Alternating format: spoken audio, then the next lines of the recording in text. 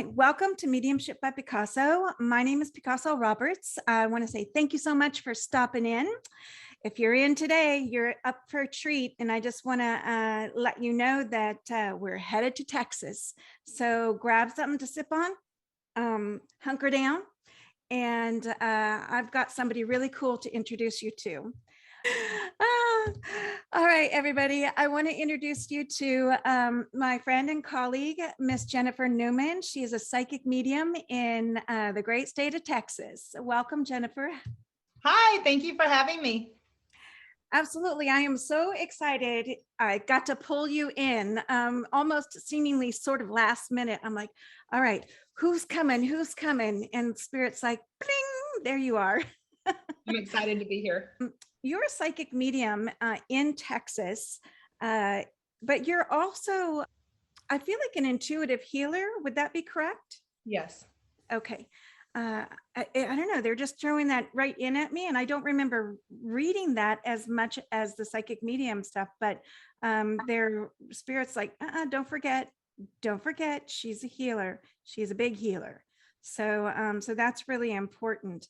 And on your site, you go by Daughter with Spirit, correct? Yes, ma'am. All right. I don't think I know anybody who was actually born in Texas and stayed in Texas. Tell me a little bit about being raised there. I am an only child, and I knew from very early on that I would never, ever move away from my parents.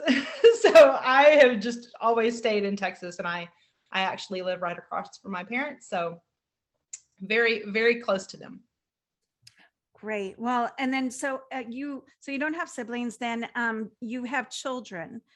Yes, I do. I have 3 children, and one would think the older they get, you would be less busy, but that is not the case this year. I've just been running and I stay super busy with them. So I'm just trying to, carving out some time for myself to even work on myself. We're always working on ourselves. So that's been really challenging for me this school year, is just trying to find some time for myself. So Yeah. Do you have them, are any of them in high school or are they younger? my oldest is, she will be a freshman, but she's, it goes by so fast. I remember those days. Let me just tell you, I'm like, oh, I'm sorry for you, Jennifer. But it's exciting for you because I'm certain you're close to your daughter and your kids, but so it's exciting for you. But all the confusions of being a teen and the angst and the anxieties that go on with it. And my heart goes out to the teens these days. They go through so much more, so many different things than what we went through in our younger days. So things were so much simpler. I know a couple of weeks ago, I took all the devices away. So everyone was without devices. They were packing their books around, reading their books again, which makes me super happy. There's too many things to get distracted by. Yeah. Days. And disconnected. So don't you find that they become so, and people in general, not just kids, but people in general, they become so disconnected by having that phone or that computer in their hands that you don't even get them to look at you in your eyes. Absolutely. It's just a strange world we have at the moment. I'm constantly walking around, and when I speak to my children, I tell them, please look up, please look me in the eye while I talk to you. And I have to remind them of that. They need to remember that don't just do it because mom's saying it, but as a grown person, as you're growing, remember to make eye contact with people. Remember to turn your attention to those who are connecting with you or asking you a question or needing assistance, whatever. It's so important that you connect with the eyes. It is. Yeah. Interesting. Now you also have fur babies because I do a little research, right, on anybody that I'm interviewing. And one of the videos I watch, it's like the cats come in, the dogs come in, like it's hysterical. What kind of animals do you have? I have one dog. He is a 93-pound boxer named Charlie.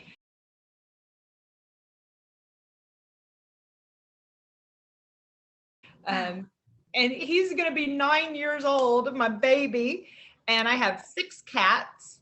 3 of those are inside.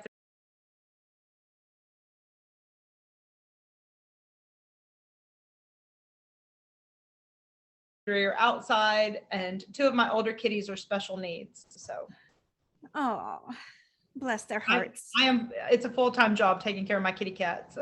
Oh, you said that you lived across from your parents. Have you ever lived anywhere else?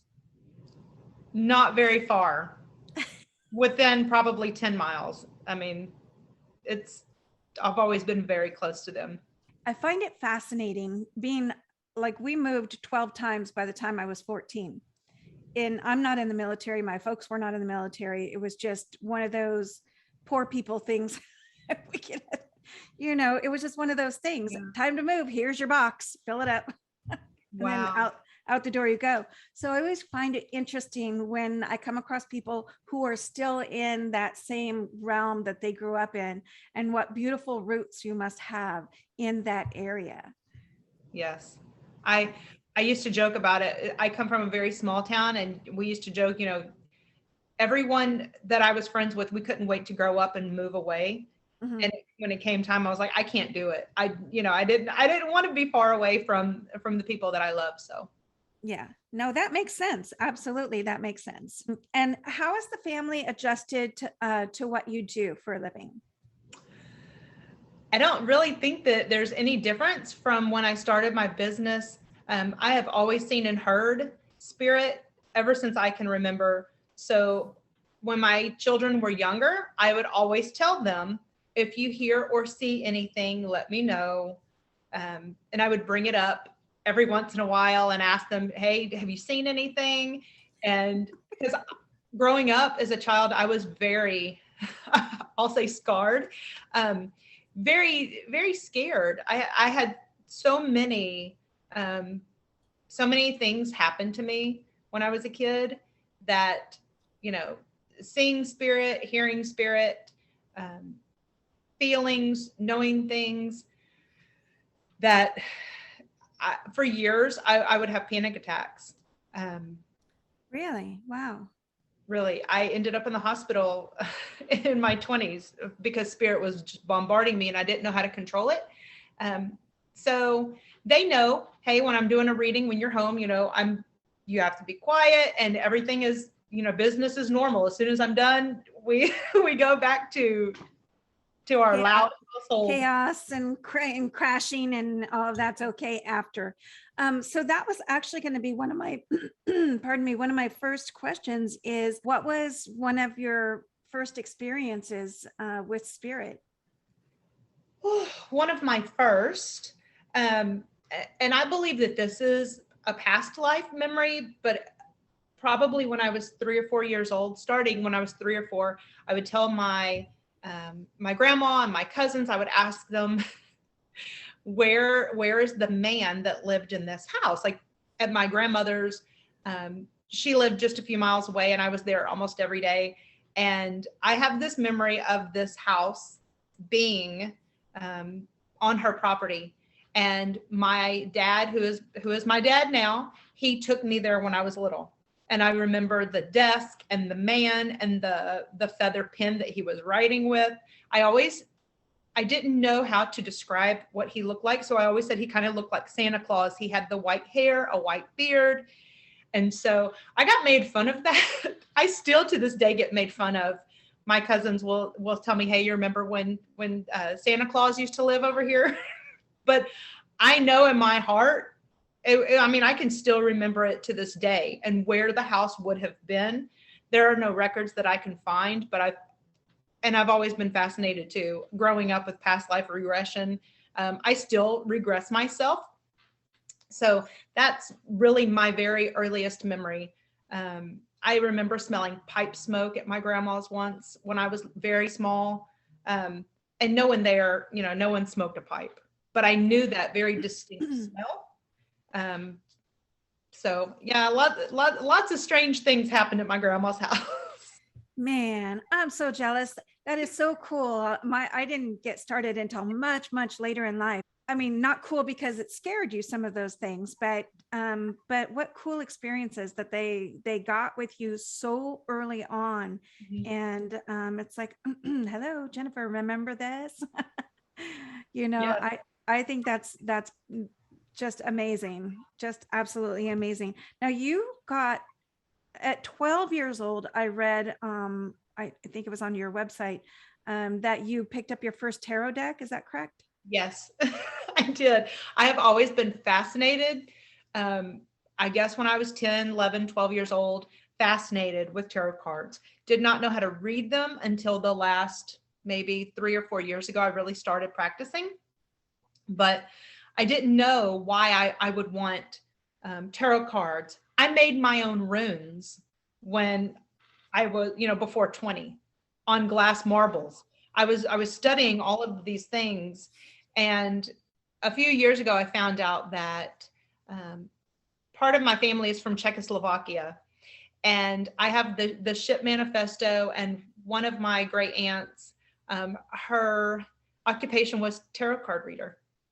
Really? So I was like, oh my gosh, I know how things run in the family. And when I saw that, I started crying because I thought, wow, maybe this is why I've always been drawn to the tarot. So yeah, one of the many reasons, I'm sure, but that's such a validation, knowing what you do now, but knowing where it came from, or partly where it came from. I love when validation happens. I love that. Yeah, That's I thought really that was cool. so cool. So I did sit with spirit today, this morning. Morning is my favorite time to connect with spirit. It's like my favorite time of day anyway. I know for some people that's disgusting. Yeah, they're not morning people. But I totally am. I like to get up. I like to have my coffee and sit, just listen to the morning, wake up. So connecting with spirit this morning, I'm like, all right, so this is how I get my questions. So people know that I get my questions primarily from from spirit. They're like, they have decided what you will or will not talk about. Okay. So the first one was really loud and clear.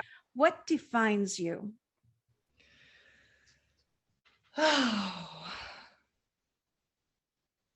First of all, I think just the person that I am very spiritual. I believe in God above all else. I thank God for my gift, honesty. I really cannot tell a lie. Really, I mean, I have a very very strong moral compass for lying. I don't like it at all. I don't tolerate it. I know that every once in a while people slip up, but that's one of my things. So my faith that there's something past this life, and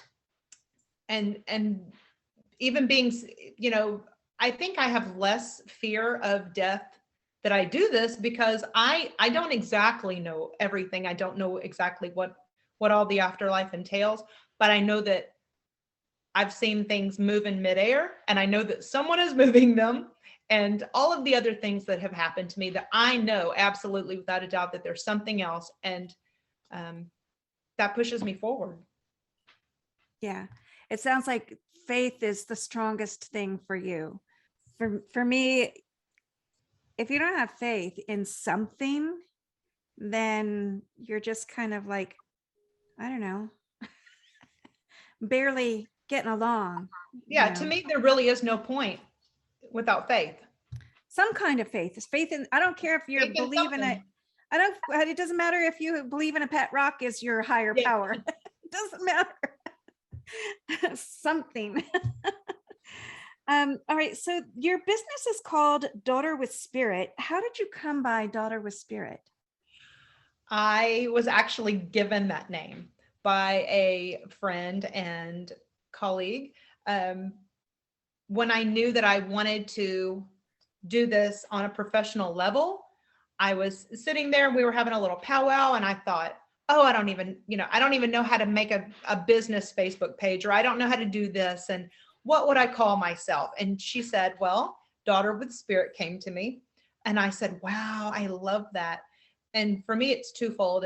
It's daughter. So I'm a child of God, right? I mean, like God is, he's on top. So I'm a daughter of God. So Daughter with Spirit was, I'm daughter of God and daughter to my parents. And I don't know. I loved it. It just stuck with me, and I think it's beautiful. So I'm very, very proud that she, channeled that name for me. That's beautiful. And what I find when you said God and refer to he's on top, in my head, I'm like, or she. To me, you are correct. It could be. I just, Santa's a man. I don't know. That's driven into us really hard when we're little, right? So I know, and we got to break that cycle, because the feminine is so strong and so, I feel we're built with integrity and built with strength and power and just, I don't know, divine beauty. So every now and again, I'll throw that, like that little, hang on a second. Absolutely. Could be. Like I said, I'm not sure. For all the listeners out there and people who are watching, Jennifer's information is going to be put in the description section of this video. So you're going to see all of your information will be there. One of the things I want you to see, Jennifer, you photograph beautifully. By the way, your photographs are just flawless. Not everybody does. Thank you. Not everybody does. I had a very good photographer. Yeah. So yeah, really, really beautiful photographs. So when you see Jennifer's site, I just go through and look at her photographs. She's just, you're a beautiful soul. You photograph beautifully. And I want people to see what I see in you. Thank you. So what would you say makes you feel loved?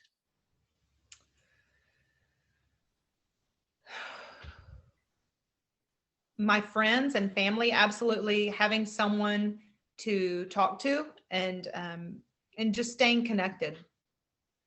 That is my love language. If you want to hang out with me, if you want to call me, send me a text, go do something with me. Like it's kind of like I always have a drink in my hand, water, coffee, whatever. I'm never without a drink. And I'm always having a conversation with a friend or a family member on my phone, calling, texting. I have to stay connected. Yeah. It's so funny as you're saying that, Spirit showing me, like, that the image of the family tree, of the tree of life, they're showing me that tree of life, and you're like the roots and that foundation, but you've got everybody out here and just so connected to you. It's really, what a cool vision they just gave me for you. Yeah, you're just like that foundation for so many people, it feels like. Does that make sense to you? It does. I feel like I'm the one that, I reach out. I keep, my branches are reaching out to everybody. Good. I can feel that with you for sure. So this is an interesting question, and I don't know. So I don't know. I don't know what you do want to do this. No, I don't. Well, I don't understand. So, and when I wrote it, I'm like, are you sure? Okay, here we go. What is your understanding of cults or cult leadership? What's your take or your understanding of cults or cult leadership? That's interesting. I'm not sure if there's a wrong or a right way to go about this. I think anything can be a cult. Anything can be, depending on, what you're focusing on, right? So some may say that even churches can be cults. So I guess it would depend on the object or the person that you want to, surround yourself. I know that I think it was in the 90s when the Heaven's Gate cult, Oh, yeah. Yeah. when that tragedy happened. Um, and there's lots of famous ones, but that really threw me for a loop. When that happened, I thought, oh my gosh, how could this have happened?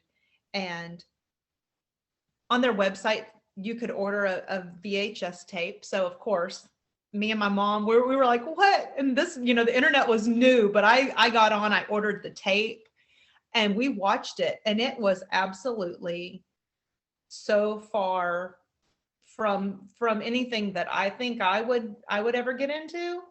But I just feel for all the people that, that their family was in that. And so I think that there has to be a balance for, if you're in a cult and anything that they make you do, like Heaven's Gate, they made everyone, cut their hair. They all had the same haircut. They all wore the same tennis shoes. I think that you can go far left or far right into anything, and it can be kind of considered as a cult. I wonder why they had me ask this question. It's so strange. And, as you're starting to talk about it, I forgot about the Heaven's Gate people, and there have been so many along the way, Yeah. And so what I keep hearing with this is that people are getting lost. They're getting lost along the way. They're grasping for things, but it feels like people they're so desperate for, I don't know, guidance or somebody to show them the way that hope. Yeah. Hope is, right on the money, So that's why I do what I do, to give people hope.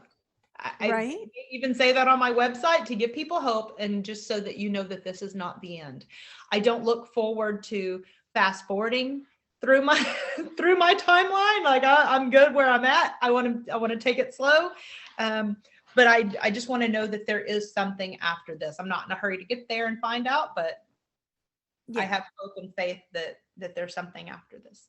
And maybe that's why they're bringing it to the forefront to let people know. So for the listeners who sometimes will question things, somebody like Jennifer will come along and give you a better understanding of what the possibilities are, or what hope would mean for you, and that it's okay to question things. It's okay to reach out if you're not sure about faith, or I don't know, religions or spirituality, or these kind of things. It's find somebody like myself, or somebody like Jennifer can kind of shine a little bit of light. And you don't always have to people should never always just take one answer. I think, don't you think that they should see many different views before they figure out what's okay for them? But I think at the root of it is hope. Yeah. So take one thing from your childhood. Don't run. Wait, take one thing from your childhood that you've learned, but not yet taught. What would that be? That I've learned, but I have not taught. When I was 15, I spontaneously astral projected while I was awake, which was terrifying.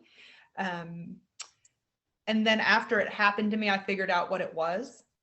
And I actually saw a wreck when it happened. And it was someone that I knew, but I was standing when I opened the door and stepped down into the bathroom. I was on the road and saw the wreck. I did not know who it was until the next morning when my friend called. And when I came to on the road, I went back into my room and slammed the door. And I looked at the clock. Like I was completely freaked out. Didn't know like what had just happened. And yeah. So that was the only time that's ever happened to me. Mm-hmm. But then I would try to practice astral projection, and I had some amazing things happen. I haven't done it in a long time because I usually get so relaxed and fall asleep. But I've never taught it. I think that it's one of those things, it can be scary if, just losing control can be scary, and you have to know what to do. You have to practice a couple of, I call them, safety measures so you don't freak yourself out. Yeah. But it can be really cool. It's an amazing tool. But like I said, that's one of the many things that have happened to me. Just very spontaneous. Never knew what that was until it happened to me. So, but I've never taught that. I don't know that I would. I think that's something that if you're interested in, maybe, to really read up on it and figure out if it's. Not too many people write about that. So here's the thing with that, maybe teaching, just coming from a different angle, maybe teaching that not to be afraid of it. More so not to be afraid of it, but understand that you can have control over it. Yes. It doesn't have to be like somebody's not going to come in and grab you out and astral project you. You do have free will. And I'm very curious about that moment. Did the person that passed, did you see that person, or did that person see you standing when you were standing there? I don't know, because it was at night. It was probably around 3 a.m. So it was dark. I saw the vehicle. I saw that person. He was the only one that passed. And I think that I was so, it was one of those things like, oh my gosh, where am I? It was like the time of Goosebumps. It was like the Twilight Zone. I stepped down into one room, and the light was off, and all of a sudden I'm not in my house. I'm out on a road. And when I figured out, oh my gosh, I took the step back and got in my room and slammed the door. That was my whole life growing up. Scared that someone was going to get me, or, oh my God, I'm not in my house. So it was very, very frightening. So I don't know how that happened. Thank goodness it's only happened the once where it was spontaneous. I don't know how common that is to happen while you are fully conscious, while you're awake. It's remote viewing. But well, that's true. Like on the expressway. Yeah. I mean, I've done remote viewing, but it was never like that. Yeah. Not with that intensity at all. Yeah. You took the express lane. Absolutely. That guy, the guy that passed, has he been present for you or come in any of your Not settings? That I know of. I don't know. Sometimes people just need a light. And if you're the only one around that uses that light, you might have just got called in just to say, to be there for that soul, give me a little light. I could, so I can see my way, that is, because not everybody does what you do, not everybody does what I do. But if they are cognizant of you being able to bring light where there is darkness, or there's a little fear, people when they pass and it's so traumatic or so quick, it can be confusing, Yes. So I'm just wondering if that person had an idea that you could bring some light, just, I don't know, on a soul level. I'm sure it's, yeah. I was not very close with him, but it was actually one of my godmother's sons. So there was already a connection. Yeah. And I'm sure that, that probably is why. Yeah. That we were connected on a soul level, and there you go. But it was a wild ride. I'll tell you that. I don't want to do that again.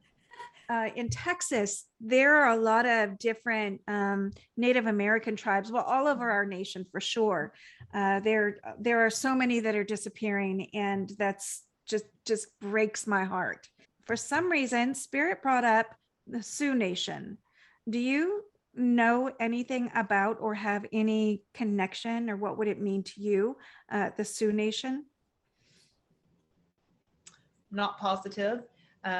Many years ago, I did date a Native American, and not far from where I live, probably even on this land, there were Native American Indians. And I just went to a powwow weekend before last. So yes. That's why they're doing it. Okay. I'm like, okay. I'm not sure. I'm not sure about the Native American Indian. I've been told by other Native Americans that even though I have blue eyes, that I still have Indian blood, and that we're connected. I do believe on my grandmother's side that there is Native American lineage, but not positive. You can have blue eyes and still be a Native American. Yes. I'm Cherokee and Irish, and my family on my mom's side started out in Cherokee. So the Trail of Tears ended up dumped off in, sorry, Yeti. The Trail of Tears started over in the Carolinas, North Carolina, in that area, and they got pushed out and ended up in like Arkansas and Oklahoma, and Oklahoma was the home state. Now, there were so many people already pushing out, new to this country. So you had all of your Germans and your Irish and your Italians and everybody coming across and settling in different parts of the land. But definitely, Cherokee, Irish, Cherokee Indian, blue eyes. Yeah, you can have blue eyes. This is an interesting thing. Do you sometimes feel the loudness of people's pain?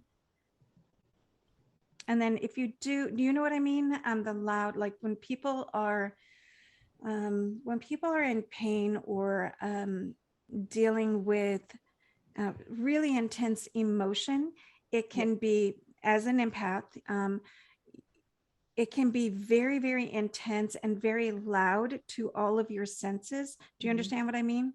Yes. They're bringing this. I know what I do with it, but what do you do with it? It's one of those things. Usually I will, I have the sinking feeling. I'll be like, oh my gosh, it's draining. I really try to recognize that it's not mine and just try to let it go.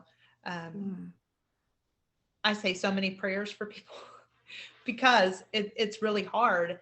And of course, I always tell people, this comes through so much in readings. So many people are hurting. That's why most people come to me, because they're hurting. They need a message from a loved one. And I recommend therapy, absolutely, talking to a counselor, a therapist, talking to someone, to probably 90% of the people who get readings from me. Because I recognize it in my own self. I know what loss is. I know, what grieving is. And I recognize a part of me in them when I see them hurting. And I offer different resources to them and tell them what I did to get through the loss of my mother. So I think number one is recognizing it, and offering help, giving resources, letting them know, hey, this is something you may want to try, or you may want to talk to someone. Yep. Your mom popped in this morning. I'm in there getting, I did not realize that your mom passed because I hadn't inquired. I didn't do it's not my business unless I have permission. And I'm like, in doing, putting my little makeup on, and, I have a window to the right. My bathroom mirror is here. My window's over here. There's a window over here. But this one, the cardinal came in so kind of like, whew, red, boom. And I kept hearing mom. And I'm like, Mom, my mom's passed. I'm like, Mom, my mom, you don't usually come in like that, but good morning. And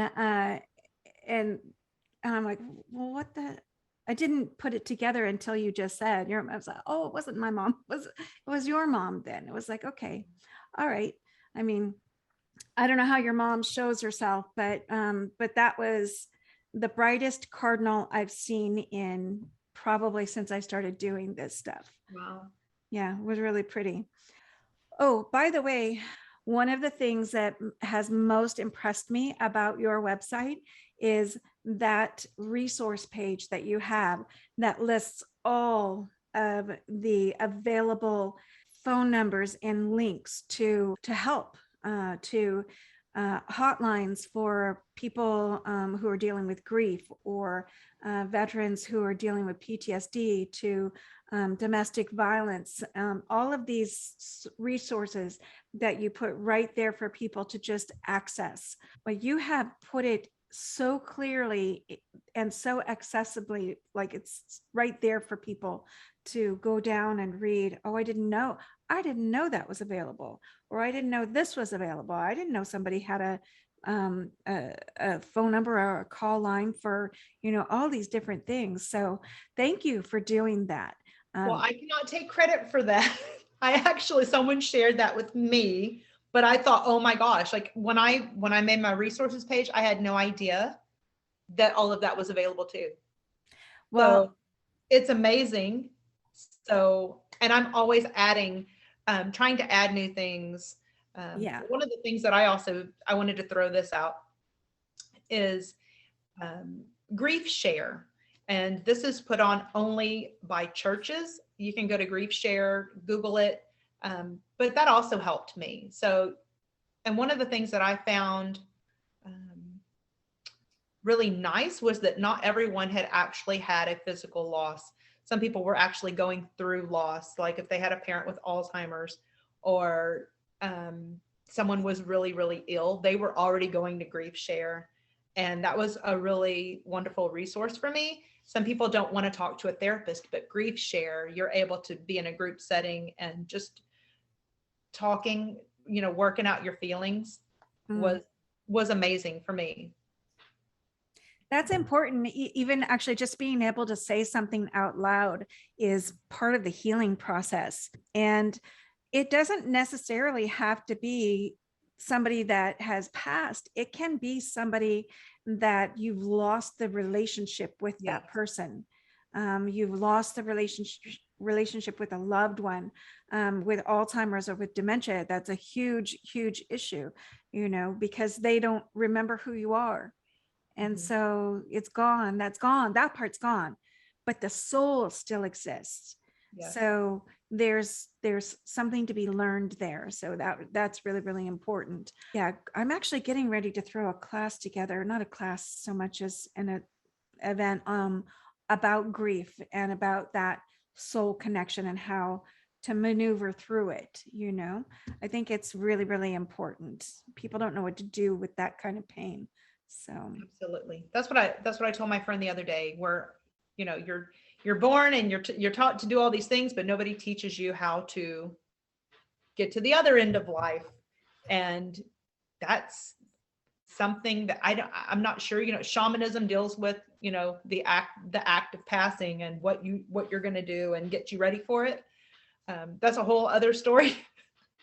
I was at an event at a shamanism workshop, and I had a freak out. I was doing an exercise and I died, and I thought, oh my gosh, I'm dead.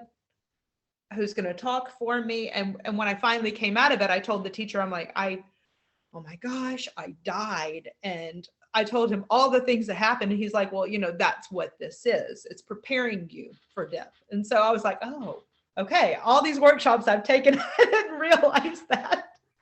But, and that's one of the things about taking time for yourself, exploring, figuring out about religion and the act of passing, and I don't know, I want to say actively living.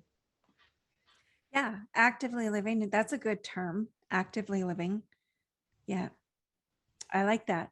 There's something really beautiful about, I don't want people to take this wrong. To me, death is rebirth. It is not the actual dying, because in the infamous words of Doris Stokes, she would say, you can't die for the life of you. So it is, this life is not the end. There is more. And I believe that's what we're here to learn and here to teach and here to share, so that when it comes time for people around us, that they don't have to be scared. Hence the reason you showed up on that road that night. Yes. Right? Hence the reason, right? That is, I've never looked at it that way. To assist, It's to assist. Dying, I have also been dead, but not as beautifully as you did in a shamanistic workshop.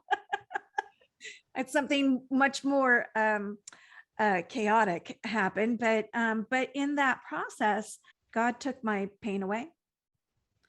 There was no fear. There was no hate. There was no anger. There was no worry. It was pure love, pure peace. It was just the most beautiful, soul expanding experience that I've ever remembered. Wow. That was just an amazing experience. So it taught me, like that taught you, it taught me not to fear death, because death it's okay. It's not really death. It's just the experience in transitioning from this physicality to that light being that you are. So right now we just are both. But when we drop this body, we continue on to being that light being. And yes. I think it's really, really important for people to understand and know that there's more, and there's nothing to fear, that the pain, not so much. The pain is not there. So when you start separating body and soul, the pain goes away. You don't feel the pain. It's more tragic for the people that are left behind, who have seen it or watched your physical body go through it, but your soul doesn't experience intensity of pain and all of that. Anyway, something to be taught. What is one thing about you that nobody knows that would surprise them? I think I'm such an open book, I think. What? It's really funny. They showed me when they had me write this question down, Spirit's like, ask her this one. This is a question I ask others in the other interviews as well. It's one of those that has stuck around. But as I was writing that question down, they kept pointing out crystals to me and mining. Like they showed me you digging for the most beautiful geode, like to share. I do pick up rocks everywhere. There you go. But most people, I share this on my page. Most people know, like if I see a rock, I'm getting it. I don't care where it is, I will get it. Yeah. And they're not always fancy. Sometimes it's just a little round rock that speaks to me. I have crossed streams and carried them from all over. It's what they showed me. Like you would dig in this mine for that one thing that you saw from over here that you're looking, you're like, I'm going to get it. Hold on. Absolutely. And I love fossils. Yeah. Oh, cool. That's so cool. It's one thing that people your average person wouldn't probably know. You really would have to do a little digging. Yeah. No pun intended. I was going to say, I'm like, okay.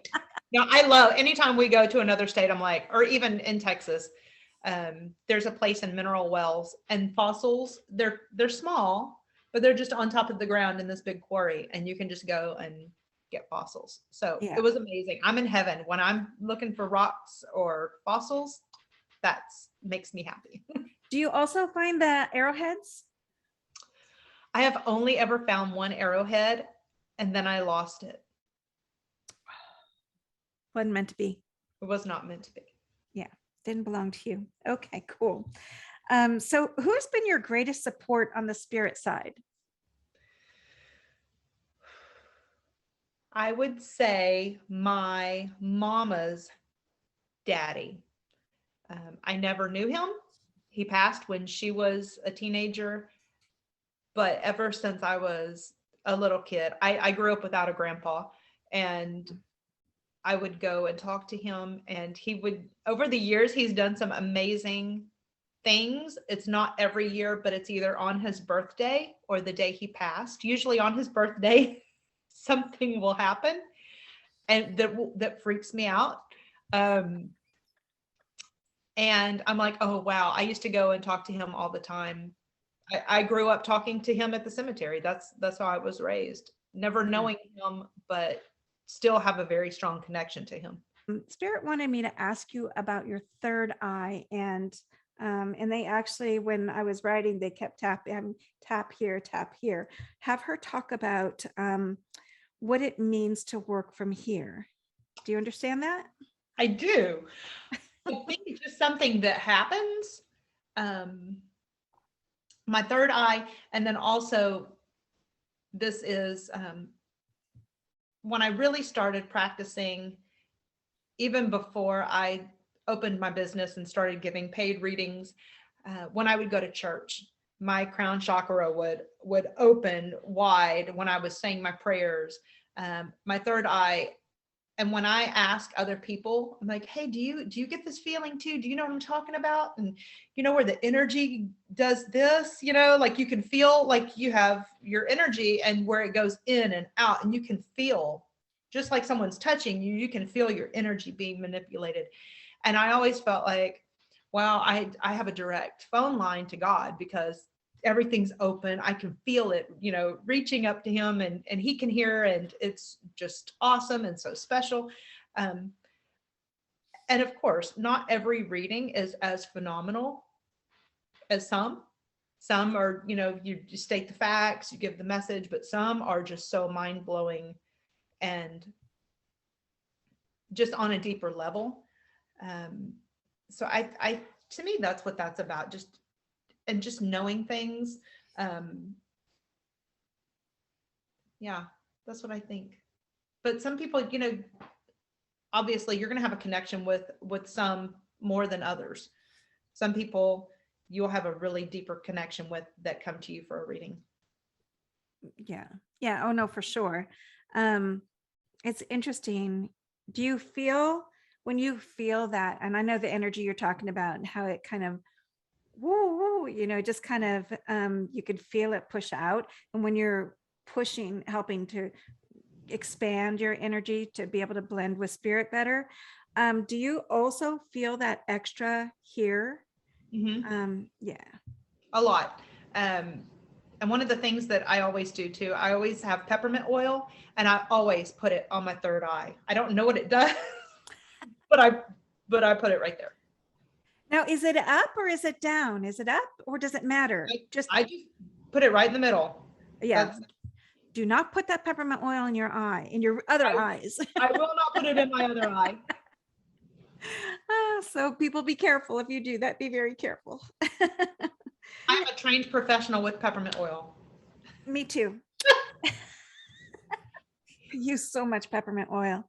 I spray it around. I have a bottle. I'm upstairs, but I'm out in the country. So we have every insect known to man is out here. And so when I go downstairs and out the door, just before I got out the door there, I have a spray bottle of peppermint oil and water. Sometimes I put a little tea tree in it. And I spray around my door all the time just to keep the little critters, and it's a deterrent. Don't build your nest here, please. And Spidey, if you get in, I'm going to try to get you out alive, but I would rather you don't come in, Absolutely. Okay, so if you had only one thing left to learn and one place to learn it, what would that be and where would it be? One thing left to learn. I'm gonna have to think on that. But last year I got to go to White Sands, New Mexico. And we went in the wintertime, and it was amazing. It looked like you were on another planet. It was cold, and the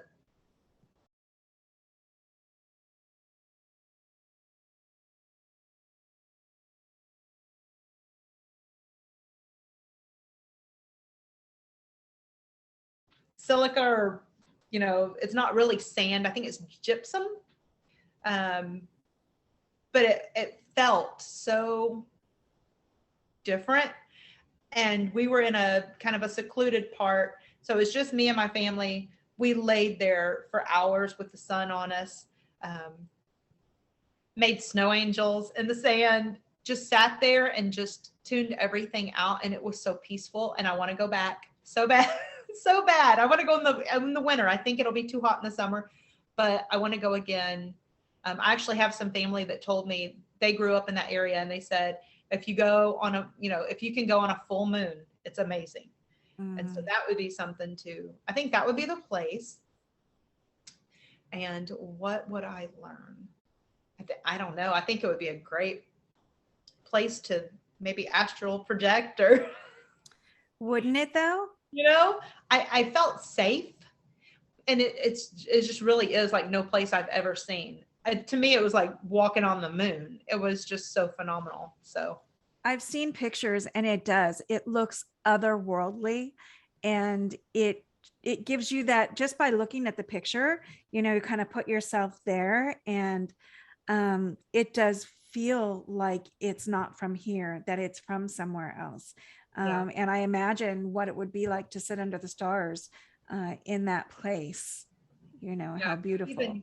Even my kids, my oldest daughter, she took off her jacket and her socks and shoes and laid there, and she's like, everyone be quiet. Like she's getting the sun and soaking in everything around her. So it was really calming. Like I said, I've been to a lot of places, and that one I've seen the Grand Canyon, so now I'm good, but I want to go back to white sand. So it's just something really magical about that place. There is a woman that I follow on, I took some of her master classes on, it was like a free master class for remote viewing. And she's one of the teachers. I think she did, Lori Williams is her name. And she taught, I believe at IRVA, the International Remote Viewing Association. I think she's been teaching for quite a long time. And then Lynn Hughes, I think is his name. He's getting ready to open up a learning and research area right there in White Sands.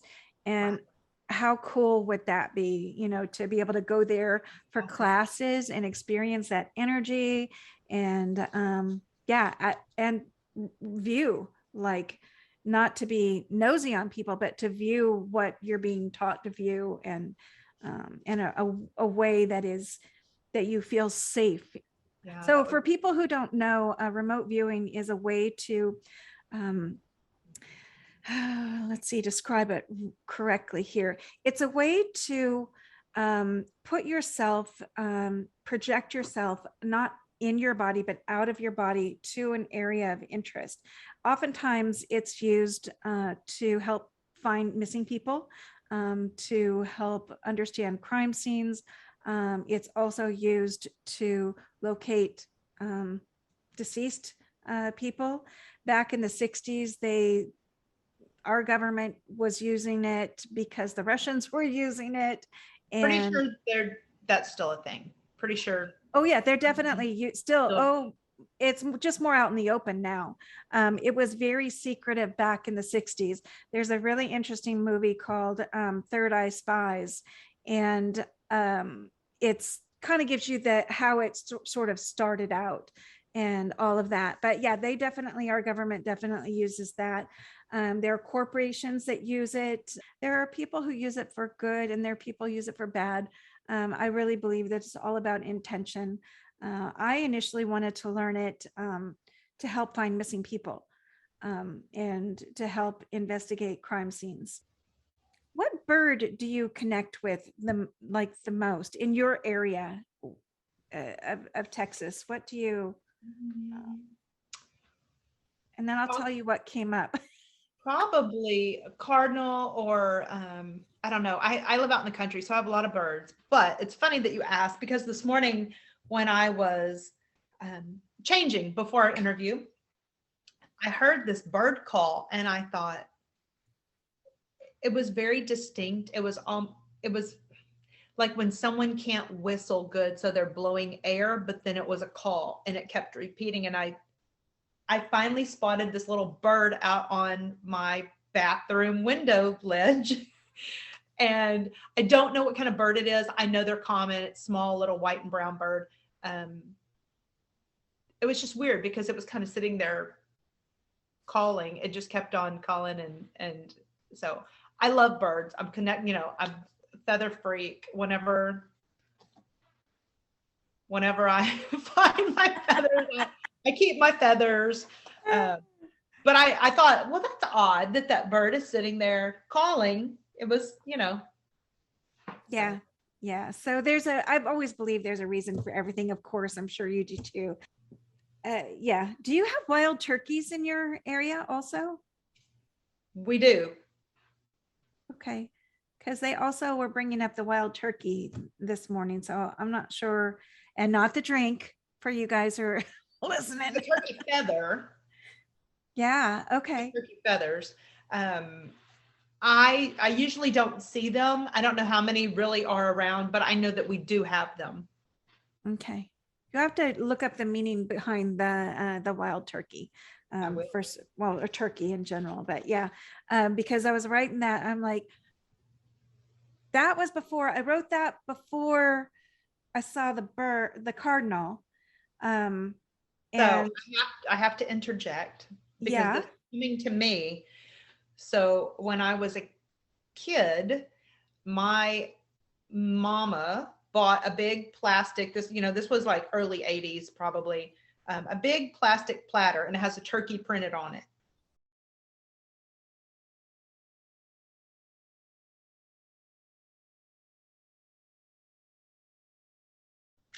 And she took it to my grandma, and that is what the turkey was served on for Thanksgiving, Christmas, and the rest of the year. It hung on the wall, and I have that turkey platter now. They get us to get there however they get us there. And it's not about so much then the bird symbolism as it is the mom coming in going, your mom is very present, right? And my grandma too. Yeah. My grandma is super, super, I spent probably almost every day with my grandma. Most days. And just like, it was like I had two mamas. And it's a melamine platter for $1.79 from Wynn's. If anybody had, but it had so much meaning to me. Like it was one of the things that I had to have. And so, and I put my turkey on it. Yeah. I love that. I think that's the best. Absolutely love. I love how they get us there. Yeah, I love that. That is so cool. Okay. So here comes my favorite part of this whole getting to know you series. So one of my favorite interviewers in past is James Lipton, and he was an actor.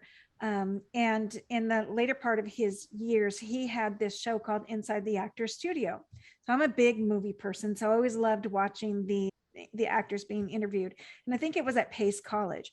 So James Lipton, at the end of his interviews, he does this questionnaire that he got from a French journalist by the name of Bernard Pivot, who used it on his show called Apostrophes back in the day. So I would like, with your permission, to go down the questionnaire with you. Okay. Okay, so we'll begin. All right, Jennifer, what is your favorite word?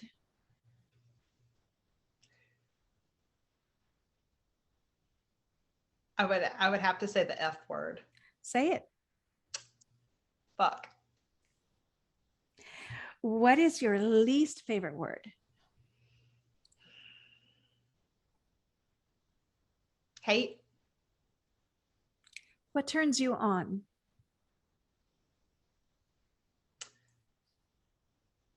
I would say listening. Someone who listens. Mm-hmm. What turns you off? Lying. What sound or noise do you love? Whales. Oh. What sound or noise do you hate? Loud cars. What is your favorite curse word? Fuck. It accidentally flies out of my mouth constantly. Yeah, me too. What profession other than your own would you like to attempt? Cardiologist. Oh, that's interesting. And then, if heaven exists, what would you like to hear when you arrive at the pearly gates? Oh my gosh. Welcome back. Yeah, right. Oh, I got goosebumps on that one. That's good. Oh, I love that. Well, all right, my dear. That is it in the bag of chips, I'll tell you. I just want to say thank you so much for being a part of this. I want to go over a couple of things where people can reach you. It's definitely going to be in the description section of the video on YouTube. But I want to hand it over to you. Please let people know where they can find you and how they can access you. Okie dokie. My name is Jennifer Newman. My website is www.daughterwithspirit.com. You can find me on Facebook at Daughter with Spirit Psychic Medium Jennifer Newman.